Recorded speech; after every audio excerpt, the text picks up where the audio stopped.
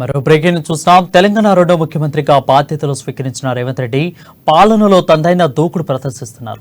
సీఎంగా బాధ్యతలు తీసుకున్న మొదటి రోజు నుండి వరుసగా అధికారులతో సమీక్షలు, రివ్యూలు నిర్వహిస్తున్నారు. ఇప్పటికే విద్యుత్, టీఎస్పీఎస్సీ, అదేవిధంగా రైతు బంధు అంశాలు టేకప్ చేసిన రేవంత్ రెడ్డి తాజాగా సమస్యల నిలయంగా మారిన ధరణి పోర్టల్పై ఫోకస్ పెట్టారు. కొత్తగా కొలువు తీరిన కాంగ్రెస్ ప్రభుత్వం మహాత్మా జ్యోతిరావు పూలే భవన్లో నిర్వహిస్తున్న ప్రజా దర్బార్లో సైతం ఎక్కువగా ధరణి పోర్టల్ పైన ఫిర్యాదులు రావడంతో రేవంత్ రెడ్డి దీనిపై దృష్టి సారించారు. ఇందులో భాగంగా ఇవాళ మధ్యాహ్నం సచివాలయంలో ధరణి పోర్టల్ పై రేవంత్ రెడ్డి సమీక్ష నిర్వహిస్తున్నారు.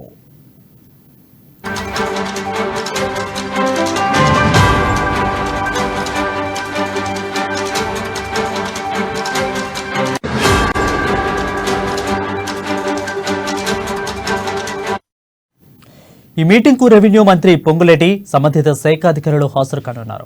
అయితే భూములు డిజిటలైజేషన్ కోసం గత పీఆర్ఎస్ ప్రభుత్వం తీసుకొచ్చిన ధరణి పోర్టల్ సమస్యలు నిలయంగా మారింది. అయితే ధరణి పోర్టల్ తో రాష్ట్ర వ్యాప్తంగా ఎంతో మంది రైతులు, సామాన్య ప్రజలు తీవ్ర ఇబ్బందులు ఎదుర్కొంటున్నారు. అంతేకాకుండా ధరణి పోర్టల్ తో పీఆర్ఎస్ నేతలు అధికారులతో కుమ్మక్కై అసైన్డ్ ల్యాండ్స్ ను, ఇతర ప్రభుత్వ భూములను రాష్ట్ర వ్యాప్తంగా పెద్ద ఎత్తున కబ్జా చేశారని, కాంగ్రెస్ అధికారంలోకి రాగానే రాష్ట్ర పోర్టల్ను బంగాళాఖాతంలోకి కలిపి దాని స్థానంలో కొత్త విధానం తీసుకువస్తామని స్వయంగా రేవంత్ రెడ్డి స్పష్టం చేశారు.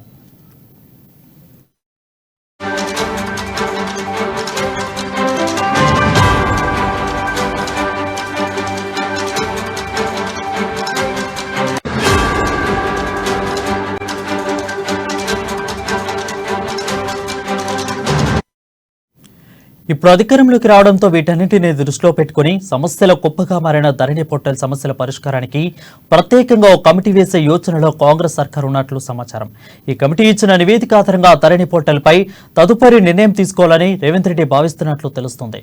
ఇక అధికారంలోకి వస్తే ధరణి పోర్టల్ను రద్దు చేస్తామని కాంగ్రెస్ ఇప్పటికే ప్రకటించడంతో ఇవాటి సమీక్షపై ఉత్కంఠ నెలకొంది.